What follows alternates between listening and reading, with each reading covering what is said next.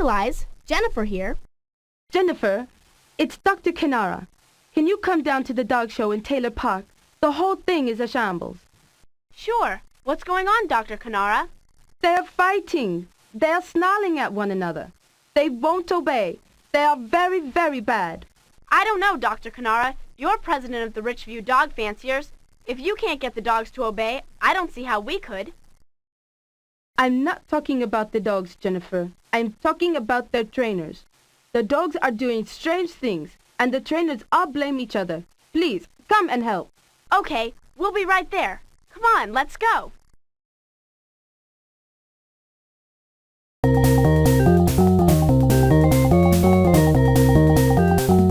The annual Dog Fancier show is a big deal here in Richview. It's just a local match, but some of the dog owners get very competitive. And for the dog trainers, it's like a big test or something. They get pretty worked up. This has been a really strange day. All the dogs failed a field test, except for Professor Krank's artificial dog, Pika. Of course, Pika's not really a dog, so we can't give it a medal.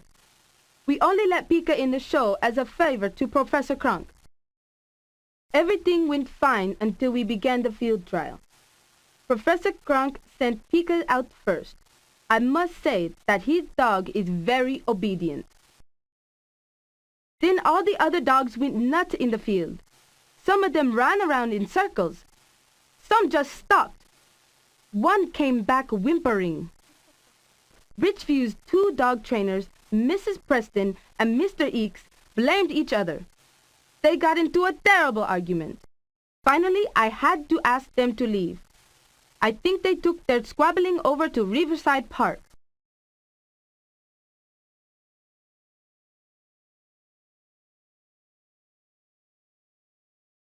Stay away from her, children.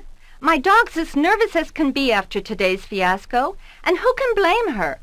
I can't understand what made her run away. She's never disobeyed me in competition before.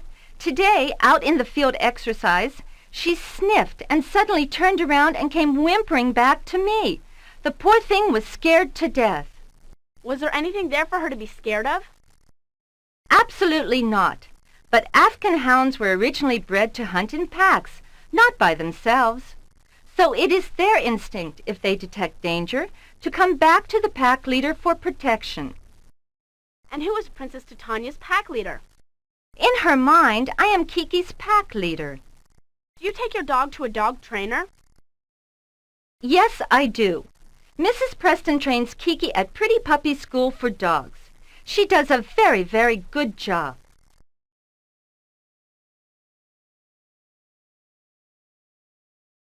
I can't understand it. Randy and I worked extra hard with Misha to prepare for this show, but when Misha got out in the field, he seemed to be diverted by something much more important. What exactly did Misha do? He ran around in big loops with his head down low. It was like he was chasing something invisible with his nose, but there was nothing there.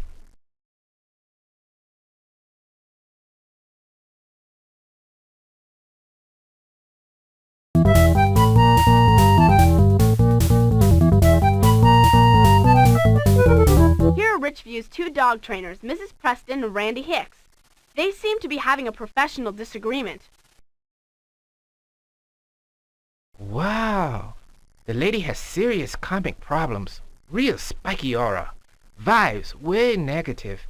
It's a shame she beams these vibes at the dogs she brainwashes at her canine military academy. Actually, I think she's totally responsible for the field exercise disaster. Dogs are social animals. They can be very sensitive to how the humans around them feel. When you have a person like that, putting out megawatts of anti-positive energy, it's no wonder all the dogs at the show forgot their training. They were mega stressed out. I assure you, children, the disappointing events of the day can all be blamed on Mr. Hicks and his moonbeam school of pet coddling.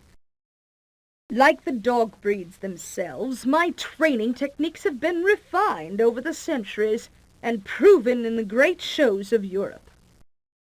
Dogs trained by me failing in the field? Unthinkable! I'm sure Mr. Hicks sabotaged my dogs. The dogs he trained failed on their own. Imagine dear Princess Titania running back to us as though the hounds of Hades were after her. What sort of devilry did the man do?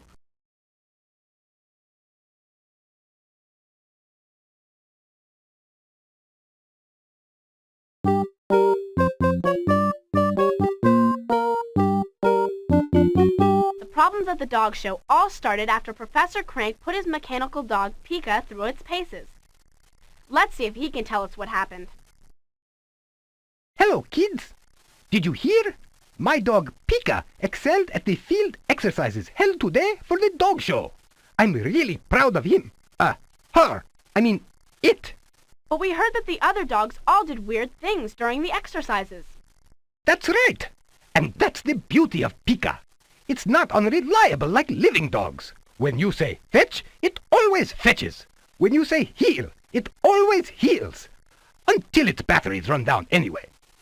I think some of the fun of having a pet is never knowing what they'll do next. It seems there are a lot of differences between Pika and a real dog. Well, yes.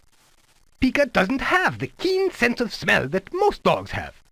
If people need to sniff something out, like an escaped prisoner or someone buried in an avalanche, they don't use machines, they use dogs.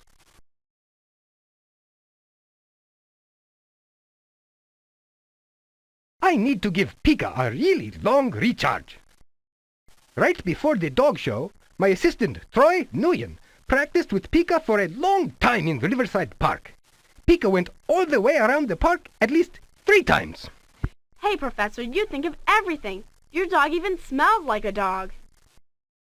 No, he doesn't. At least not usually. No smell is one of the advantages of a mechanical dog.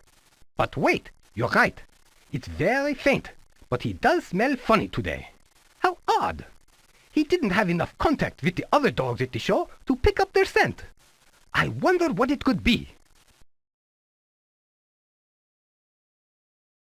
What in the world is that?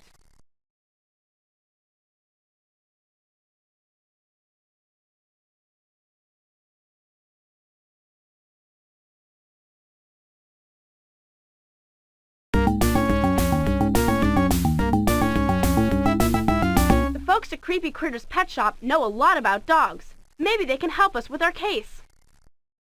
I just came from the dog show in the park. I don't want to be some kind of spoiler sport, but I think there was some monkey business with the dogs. My little Chato, he obeys commands just fine, but he gets out in the field and all of a sudden he stops like he was reading a newspaper. He won't listen to me. I can't believe that Chato would disobey me. He was the star pupil in Mrs. Preston's dog obedience class. I think someone was trying to fix the show. Maybe that crazy Professor Krank.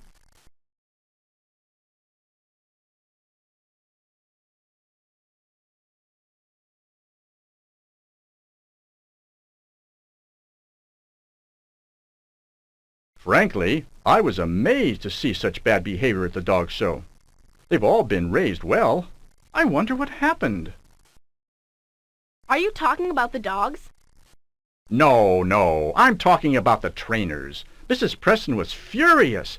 Randy Hicks was monumentally bummed, and Professor Krank was way too happy about the success of his tin dog. Dogs will be dogs. Some days they're up, some days they're down.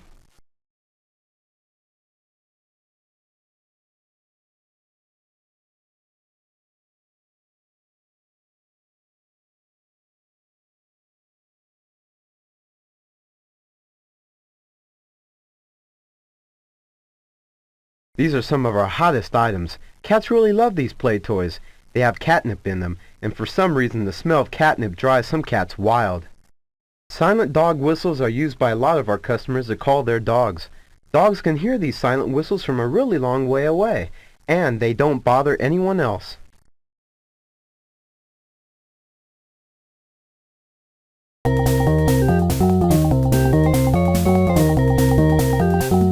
Here's Officer Nails. We'll ask him if he knows anything about the puzzling Pooches. Officer Nails, we wonder if you know any reason why dogs were acting funny in Taylor Park today. The dog show was a disaster. Sorry, Jennifer, I don't. Taylor Park is a peaceful place. They've held dog shows there for years without any problems. But dogs are a lot of trouble. I prefer cats myself. Now, Riverside Park is another story. For the last few months, we've had vandals creep into the park almost every day and destroy the flowers in the gardens there. Wow, sounds like another mystery for the Eagle Eye Detective Agency to investigate right away. Thanks, but that won't be necessary. It's already solved. You see, the vandals are deer. They come into town along the river, and they just love to eat flowers. But I think they'll stay away from the park now. How will you keep them out of the park? I sprayed Riverside Park with wolf scent. It's too faint for most people to smell, but the deer will smell it and think there are wolves in the park. That'll keep them away, I hope.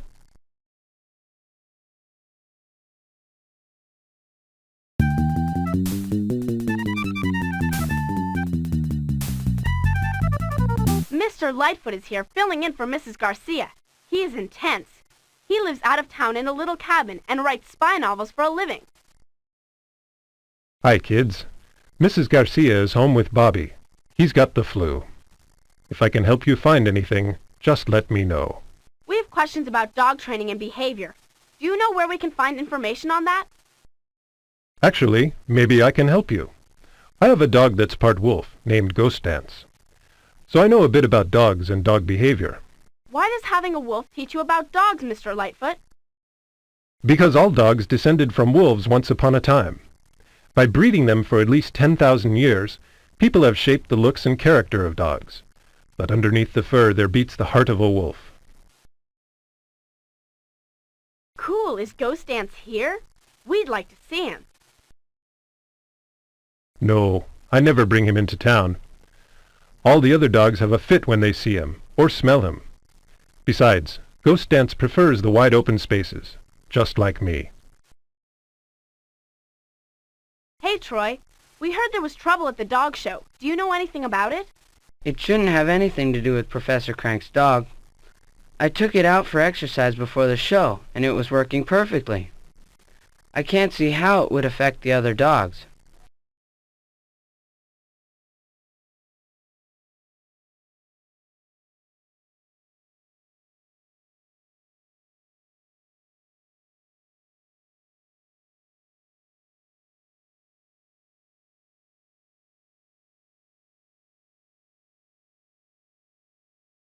I think we've got this dog dilemma by the tail. Pick the 3 clues that best prove what happened at the dog show.